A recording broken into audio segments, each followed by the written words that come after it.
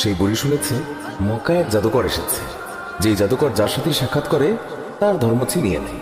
বুড়ি সেই জাদুকর থেকে পলায়ন করছিল এই ভয়ে যে সেই জাদুকর যেন তার বাপদাদার ধর্ম তার কাছ থেকে ছিনিয়ে নিতে না পারে।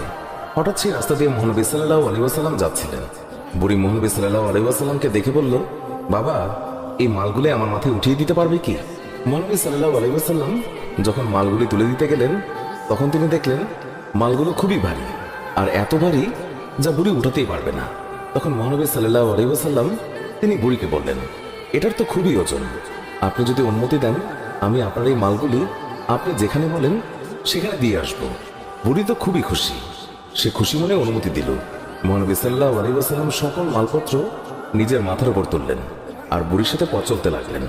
আর বুড়ি পুরো রাস্তায় ওই জাদুকরকে বকা দিতে দিতে গেলেন। মহানবী সাল্লাল্লাহু আলাইহি ওয়াসাল্লাম বুঝলেন বুড়ি কার উপর প্রচন্ড রেগে আছেন। তাই মহানবী সাল্লাল্লাহু আলাইহি ওয়াসাল্লাম বুড়িকে প্রশ্ন করেন, মক্কা ছেড়ে কেন যাচ্ছেন? বুড়ি বলল, আমি শুনেছি মক্কায় জাদুকর এসেছে যে মানুষের ধর্ম লুটে নিচ্ছে। আমি সারা জীবন মূর্তি পূজা করেছি, আমার বাপদাদা তারাও মূর্তি পূজা করেছে। আমি চাই না আমার এই বয়সে বাপদাদার ধর্ম আমার কাছ থেকে ছিনিয়ে নিই, তাই আমি মক্কা শহর ছেড়ে চলে যাচ্ছি।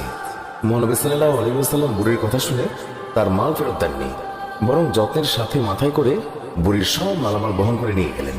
বুড়ির গন্তব্যে তার মালামাল পৌঁছে দিয়ে মহানবী সাল্লাল্লাহু আলাইহি ওয়াসাল্লাম চলে আসার সময় বুড়ি জিজ্ঞাসা করল, বাবা, তুমি আমার জন্য এত কষ্ট করেছ, তোমার নামটা তো বলো, যাতে আমি লোকদেরকে তোমার নাম বলে প্রশংসা করতে পারি।